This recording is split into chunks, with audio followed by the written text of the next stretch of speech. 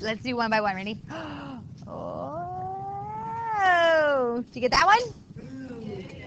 Yay! Okay. 21.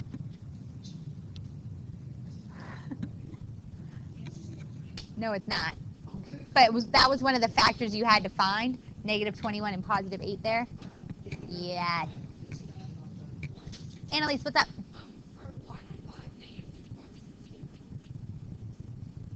For number 1. It sounds like you might have factored not in a correct way.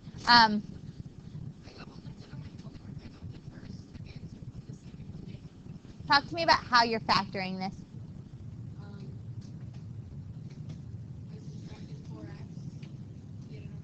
No. Oh, that might be the problem.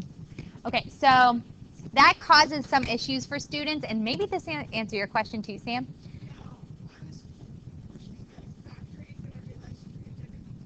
Yes, and that was the same thing I was just going to say.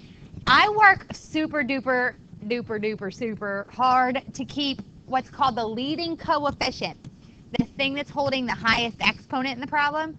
I work super duper hard to keep that positive. Because when it's negative, we talked about in the GCF method, you're going to want to pull that negative GCF out so that when you go to group it, there's not an error. And it sounds like with that negative value in there, you forced out an error for yourself. So I go back in when you have some time, maybe a little later on. See this x plus 3 right here? Subtract x and subtract 3 from both sides to get one side equal to 0. That'll keep that leading term positive for you. Yeah, in general, it'll make for a happier life, I swear. Alyssa?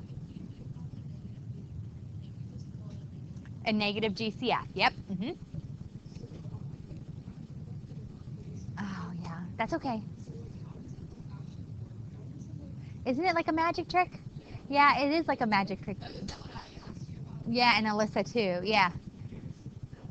It's actually an old method for teaching AC, the AC method, that we used to teach a while ago, but we got rid of it because you're like, what? How does this even work? And we don't ever want to teach math in a way that doesn't come off logical, that seems like contrived or magic. A little bit. It's a little more than I can get into right now, because if I did it for some people, you'd be like, oh, and I don't want to confuse anybody in the room. So yeah, I could probably talk you through that at some point during a study hall or homeroom or something like that. Yeah, after class. Honestly, the fastest way to do it isn't any of that. I actually do it in my head with a little like trial and error, and I get my 2 binomials right there.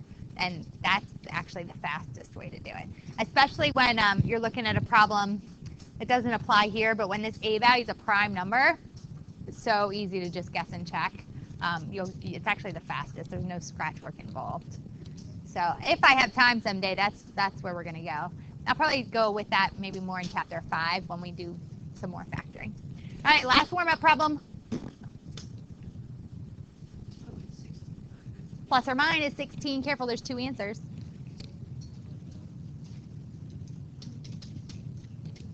Okay, we're going to come back to this little exploration as our warm-up activity for tomorrow. But today's topic, you're getting your 3rd method out of 4, your 3rd method for solving for x in a quadratic equation. This method is what we call completing the square. This is a 2-day lesson. Today we're going to get through as much of the notes as we can. In one class I finished them, in another class I didn't. So we'll finish any notes that we need to finish tomorrow, and then you have a practice day. So tomorrow is just a kind of a day to let it simmer, let it cook a little bit, because this is actually brand spanking new. Nobody has done this, I don't think, in my experience in this room before. You are learning a new method today to solve for x, and yes, the name of that method is completing the square. It's 3 out of 4. So what's the idea when I say the phrase complete the square? The first part of the lesson I wanted to focus on today is like, what does that phrase even mean? And when we say complete the square, we're kind of talking about situations where sometimes quadratics are not factorable. in which case there can still be an answer for x, and we can still find that answer for x. If we just take a moment to adjust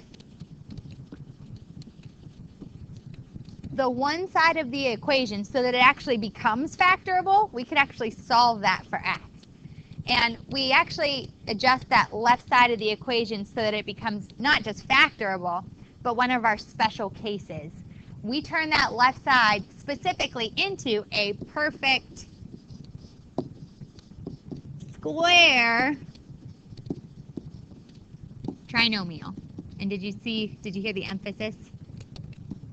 I put emphasis on the word square because when I complete the square, what that means is I'm turning that left side into a perfect square trinomial. That's the square they're talking about, a PST.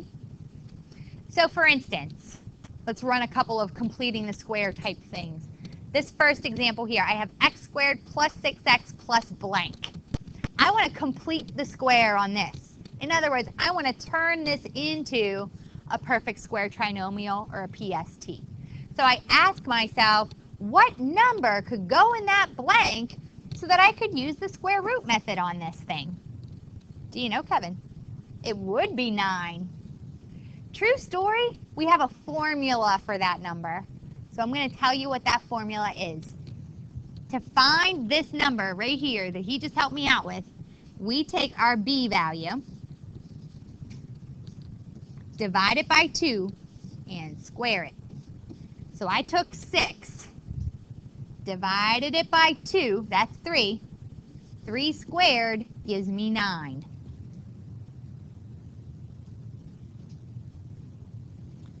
So now I am going to go back through and do that square root method for factoring. So I'm going to stuff 2 sets of parentheses. The square root of x squared is x. The square root of 9 is 3. This sign in here is a plus sign, so both of those things must be a plus sign. So I turned this into a perfect square trinomial so that it was very easy to factor. The big kids don't write that answer like that. The big kids write x plus 3 times x plus 3 how? Yes, that is actually going to be very significant for today. Let's do it again one more time. Annalise. So if there's a plus sign in the equation, like the plus 6x, then they're both pluses in the answer instead of minuses. Yeah. Because, Annalise, it goes back to we're trying to create a logically equivalent expression. If I had minus signs in there, I'm not going to get a positive 6x back out when I FOIL. I get a negative 6x back out. So it kind of goes back to the fact that if I FOIL this guy right here, I have to get that original trinomial back out. Does anybody know the number that would go in that blank right there? Not it. It would be 4. Now, if you can't mentally think of what that number would be, we do have a formula. I use the formula all the time, to be honest. Negative 4, cut it in half, square it up. This is why you had those problems on your homework last night, where you had to like square the negative numbers, that review set we talked about, because sometimes in this step I'll see that mistake. We're going to square this entire value. So we're doing negative 2 quantity squared. That's negative 2 times negative 2. That's a positive 4. So do you see, I completed the square because I turned this left side into a perfect square trinomial. I made it a square. So now it's easy to factor with my square root method. Square root of x squared, that's x. Square root of 4, that's 2. Annalise is picking up on the fact that if this is a minus sign right here, both of those need to be minuses. The big kids don't write the answer like this. They write it like this because it's faster and significant for today's lesson. So that is what you do when you complete the square. Now, how does this help us solve a quadratic equation is probably what you're saying. Good question. I'm going to show you. In general, we have a formula for completing the square. That formula you need to pull out of today's lesson and memorize for now is b divided by 2 squared. Ultimately, there are 5 steps to completing the square. And now is your chance to write those steps down so that you can kind of think about them and process them a little bit. I'll read them nice and clear in case you're in the cheap seats.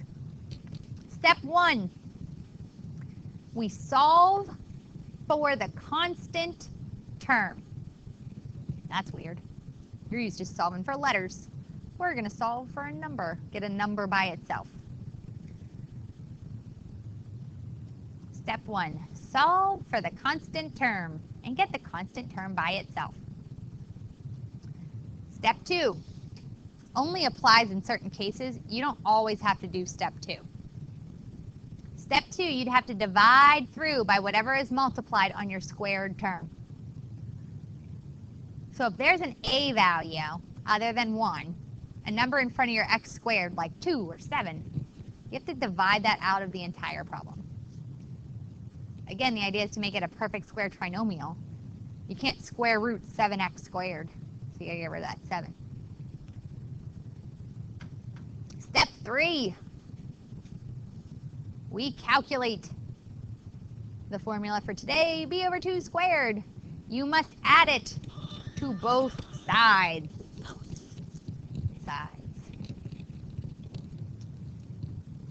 Step 4, this makes a PST on the left side. You can abbreviate this. Factor the resulting perfect square trinomial and simplify the other side of the equal sign. Step 5, we solve using the square root method, the method we did yesterday. Some of you affectionately call this piece SADMAP. We solve by undoing.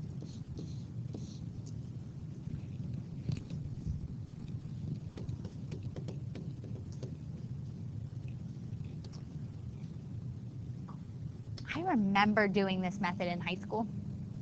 I was a pretty good math student. In all honesty, I had to do my math homework with my notes out, actually often, but I remember having my notes out doing this. I remember like going back and being like, what do I do next? What do I do next? Until I got the feel of how this was supposed to work. Isn't there some first time you just taught them? No, when I was in high school, I had to go back and look at my notes to kind of figure out. Oh, my dear Doug. Everybody have their steps? All right, giddy up. Let's do it. Example 1, part A. Step 1. We must solve for the constant term. Get the constant by itself. You guys okay back there? Do you need a sec? I can. You sure? Okay. So what we're going to go ahead and do is add 6 to both sides. Do you see how this gets the constant term all by itself on the right side of the equal sign? This equation is now solved for 6. 6 is all by itself. What has opened up is an awkward gap in my problem. Do you see it there? This is usually my visual cue that I need to fill in that gap with something. And what I add onto one side of an equal sign, I must add on to another. Coincidentally, we have a formula for the number that goes in that box. B divided by 2, square it up. In this case, B is 2. So I take 2, divided by 2, square it up. 2 divided by 2 is 1. 1 squared is 1.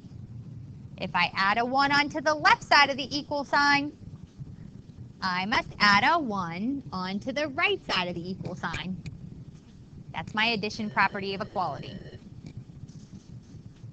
Next, you'll notice I got to skip over step 2 in this case because there was no number in front of my x squared.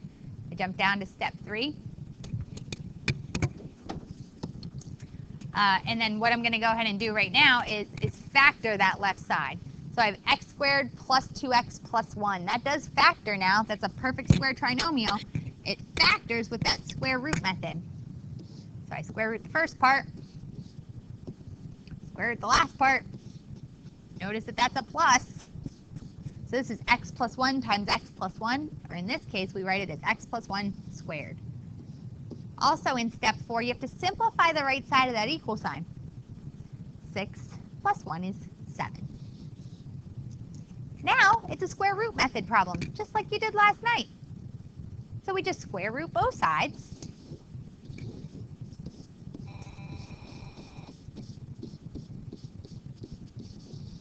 So I get plus or minus the square root of 7. Subtract 1 from both sides.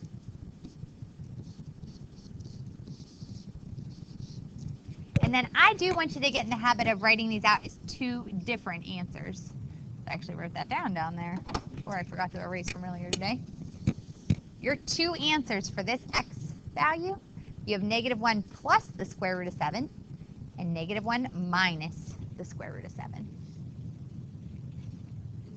Is it possible to use that problem without using the square root method? Not this method. This method finishes up with the square root method every time. Because you turned that left side into a perfect square trinomial, something squared, so you're always going to end up square rooting both sides at the end. That's why I had to teach you yesterday's method before today. You ready to try it? Let's see if you can do it. Those next 2 there are independent practice. Let's see if you can do it. I'll go ahead and let you know you have 3 of these tonight, and they're just like the independent practice problem. So why don't you go ahead and make sure you can do this a couple times on your own before you leave me today. I'm going to walk around and help you out a little bit. So far, this one looks really good. Again, you want to get in the habit of writing it as 2 separate answers. So I should add a step onto mine here.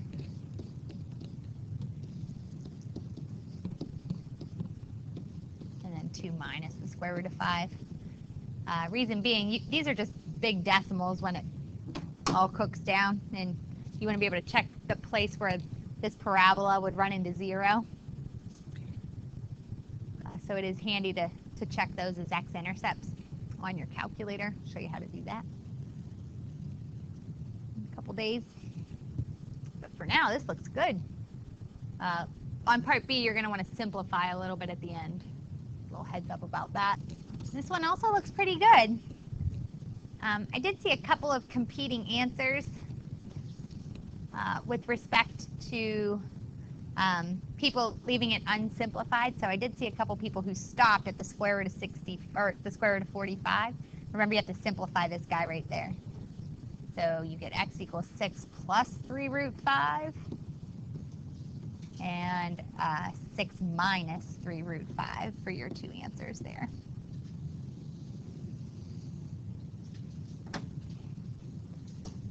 I might get you situated on what we're going to talk about tomorrow a little bit since I have a minute. Does anybody need help with this last problem, though, before I kind of give you a sneak peek into tomorrow a little bit? Okay, let's get you started on tomorrow's types of problems. With respect to example 2, part A there, do you see visually the difference? What's wrong with this, Sam? Yeah, very good. And so if you think about how easy it was to factor with the square root method on the previous problems, you can't square root 2x squared because the square root of 2 is an irrational number. So we got to get rid of that too. Let's start this one. I'm going to go ahead and subtract 3 from both sides. Tomorrow's just a all right, that's that. This is where we'll pick off tomorrow.